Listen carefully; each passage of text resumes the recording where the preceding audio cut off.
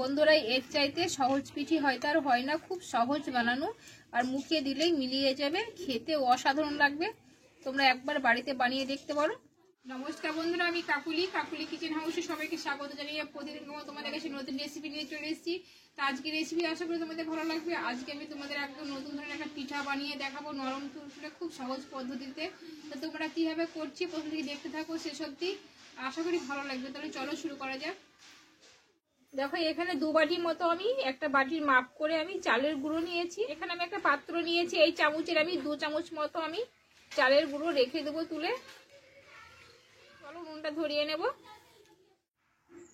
দেখো, একটা কড়াই বসিয়ে নিয়েছি উনানে, আমি কিছুটা জল দিয়ে দেব।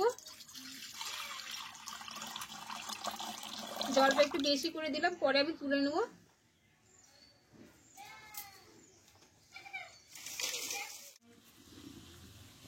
দেখো, জলটা কিন্তু গরম হয়ে গেছে। আমি আগেই বলেছিলাম জল একটু আমি তুলে নেব, তাই আমি একটু তুলে নিলাম জলটা। আর এখানে নিয়েছি 1/2 চামচ মতো ঘি। ঘিটা আমি দিয়ে দেব।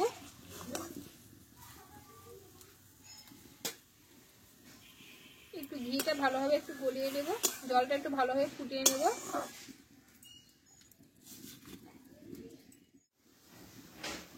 দেখো, জলটা পুরো ফুটে গেছে। এবার আমি চালের গুঁড়োগুলো অল্প অল্প দেব, আর এইভাবে আমি নাড়তে থাকবো।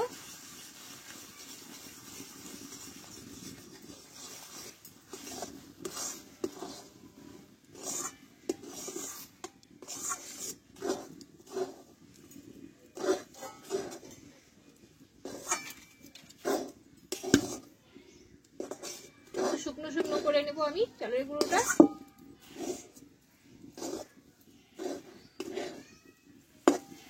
দেখো, এবার নামিয়ে নেব। নামিয়ে আমি কিছুক্ষণের জন্য ঠান্ডা করে নেব।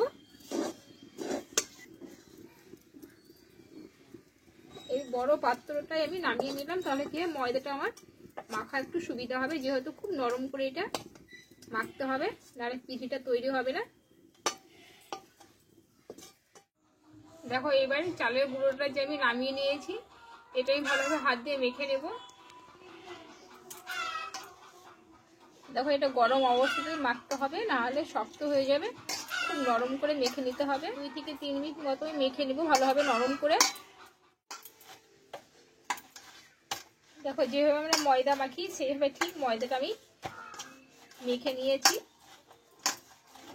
দেখো, পুরো একদম নরম হয়ে গেছে। এবার পিঠেগুলো আমি তৈরি করে নেব। দেখো, ঠিক আমি ডোটা তৈরি করে নিয়েছি, নরম হয়ে গেছে।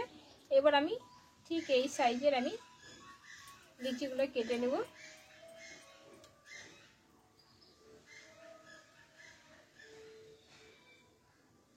দেখো, ঠিক এই মাপের আমি পিঠেগুলো তৈরি করে নেব।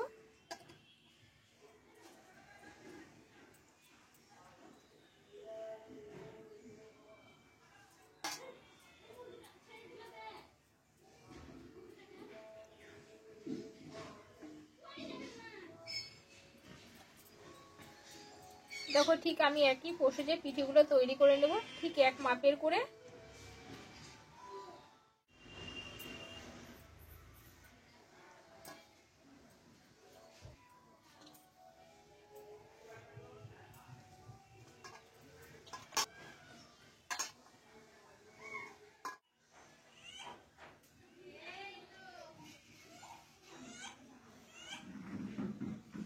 দেখো বন্ধুরা, পিঠেগুলো আমার সব তৈরি হয়ে গেল। দেখো বন্ধুরা, পিঠেগুলো তৈরি করে নিলাম। আর এখানে যে আমি 2 চামচ মতো ময়দা আমি তুলে রেখেছিলাম, আতপ চালের ময়দাটা, আমি এখানে গরম জলটাও রেখে দিয়েছিলাম। গরম জল দিয়ে অল্প অল্প করে আমি ময়দাটা ভালোভাবে একটু মিক্স করে নেব।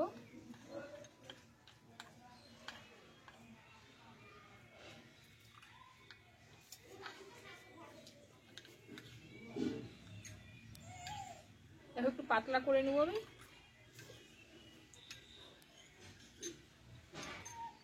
দেখো, এটা সাইডে আমি রেখে দিলাম, তৈরি হয়ে গেছে। এটা আমি রেখে দিলাম সাইডে।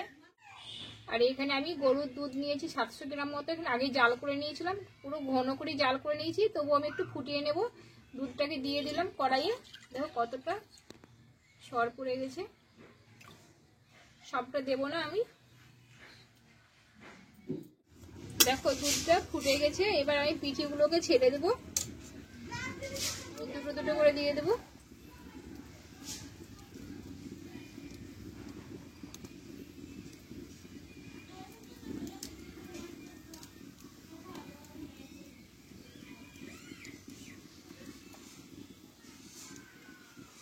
দেখো পিঠেগুলো সব দেওয়া হয়ে গেল, আমি কিছুক্ষণ ফুটিয়ে নেব।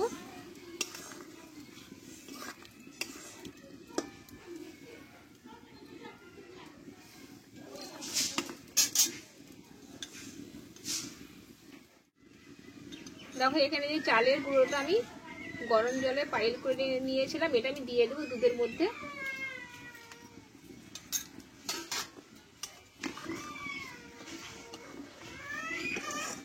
ফুটিয়ে নেব।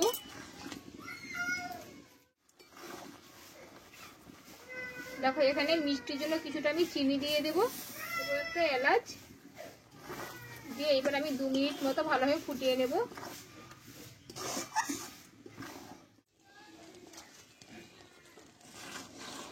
দেখো বন্ধুরা পুরো পিঠেটা আমার তৈরি হয়ে গেছে। দেখো বন্ধুরা পিঠেটা আমার তৈরি হয়ে গেল, খুব সহজ বানানো আর নরম তুলতুলে। দেখো কতটা নরম, একদম গলে যাচ্ছে, মুখে দিলেই মিলিয়ে যাবে। দেখো বন্ধুরা পিঠেটা পুরো আমার তৈরি হয়ে গেল, নামিয়ে নেব আমি। দেখো নামিয়ে নেবো এবার। বন্ধুরা তাহলে পিঠের রেসিপিটা আমার হয়ে গেল, খুব সহজ পদ্ধতিতে তোমরা বাড়িতে বানিয়ে দেখতে পারো, আশা করি ভালো লাগবে খেতে। তা আমার পিঠের রেসিপিটা কেমন লেগেছে অবশ্যই কমেন্ট করে জানাবা। আর যদি ভালো লেগে থাকে একটা লাইক করে দিও, আর বন্ধুদের কাছে মেলা করে শেয়ার করে দিও। আর যে সকল বন্ধুরা নতুন চ্যানেলটা সাবস্ক্রাইব করে পাশে থেকো, আবার পরের রেসিপি নিয়ে আসবো। ভালো থেকো, সুস্থ থেকো, টাটা।